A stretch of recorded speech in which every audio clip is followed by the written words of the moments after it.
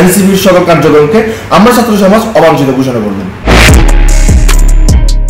বান্দরবনকে শাস্তির জায়গা বলায় পার্বত্য অঞ্চলের প্রতি অবমাননা করা হয়েছে উল্লেখ করে এনসিপি নেতা সার্জিস আলমকে অবিলম্বে প্রকাশ্যে ক্ষমা চাওয়ার আহ্বান জানিয়েছেন বান্দরবনের ছাত্র সমাজ।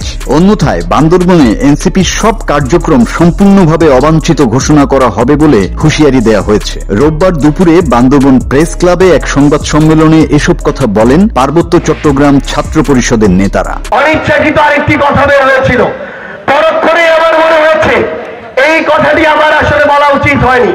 আমি আজকেও আপনাদের সামনে সেটির জন্য দুঃখ প্রকাশ করতে চাই। যে কোনো কথা বা কাজে ভুল হয় আমরা সংশোধন করে নিব।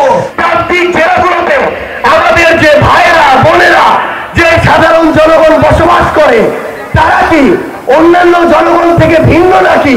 সেখানে কেন এভাবে পানিশমেন্ট পোস্টিং দেওয়া হবে?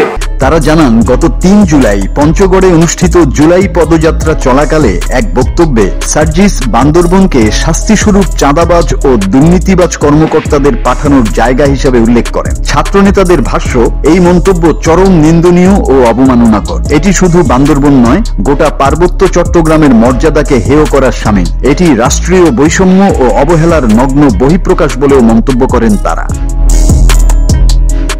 ছাত্রনেতারা আরো বলেন, বান্দরবন বিচ্ছিন্ন কোনো ভৌগোলিক এলাকা নয়, এটি জাতিগত, সাংস্কৃতিক ও ঐতিহাসিকভাবে সমৃদ্ধ জনপদ।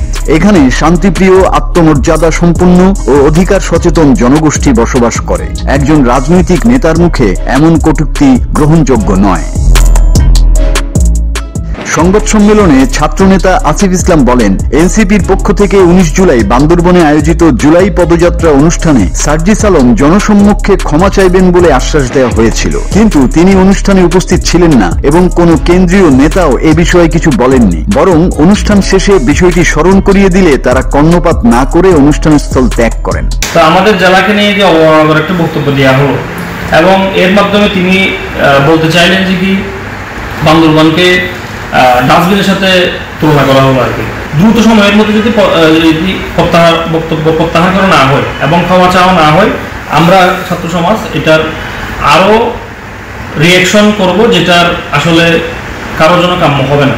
ওই নেতারা আসবেন, বান্দরবানবাসীর কাছে মাফ চাইবেন তার এই অবমাননামূলক বক্তব্যের কারণে, কিন্তু তারা কেউ সেই কাজটি করেনি। ইভেন ওনার জায়গায় যদি বা এখানে কোনো একজন কেন্দ্রীয় নেতা এই ব্যাপারটা সুস্পষ্ট করে বলে দেওয়া দরকার ছিল যে কি সার্জিসের এই বক্তব্য প্রত্যাখ্যান করা দরকার ছিল। ঢাকার একজন নাগরিক যে সুবিধা ভোগ করবে, আমি বান্দরবানের একজন নাগরিক হিসেবে সেই সুবিধা ভোগ করবো। ঢাকার একজন নাগরিক যে প্রশাসনিক কর্মকর্তার সুবিধা নিবে, আমিও বান্দরবানের একজন নাগরিক হিসেবে সেই প্রশাসনিক কর্মকর্তার সুবিধা নিব, যেহেতু আমি বান্দরবানের অংশ। আমার বান্দরবানকে কেউ অবমাননা করবে, সে যেই হোক, আমরা এটা কখনোই মেনে নেব না। এবং যতদিন পর্যন্ত ক্ষমা চাওয়া হবে না, ততদিন পর্যন্ত বান্দরবানে এনসিপির সকল কার্যক্রমকে আমরা ছাত্র সমাজ অবাঞ্ছিত ঘোষণা করলাম। তিনি আরো বলেন, সার্জিস আলম প্রকাশ্যে ক্ষমা না চাওয়া পর্যন্ত বান্দরবনে এনসিপির সব কার্যক্রম ও উপস্থিতি অবাঞ্ছিত ঘোষণা করা হলো। পাশাপাশি যেসব সরকারি কর্মকর্তা শাস্তির বদলি হিসেবে এখানে বহাল রয়েছেন, তাদের দ্রুত প্রত্যাহার করতে হবে। পার্বত্য চট্টগ্রামকে বিপজ্জনক বা চাঁদাবাজ কর্মকর্তাদের জায়গা হিসেবে তুলে ধরার অপচেষ্টা বন্ধে সরকারকে কার্যকর পদক্ষেপ নিতে হবে।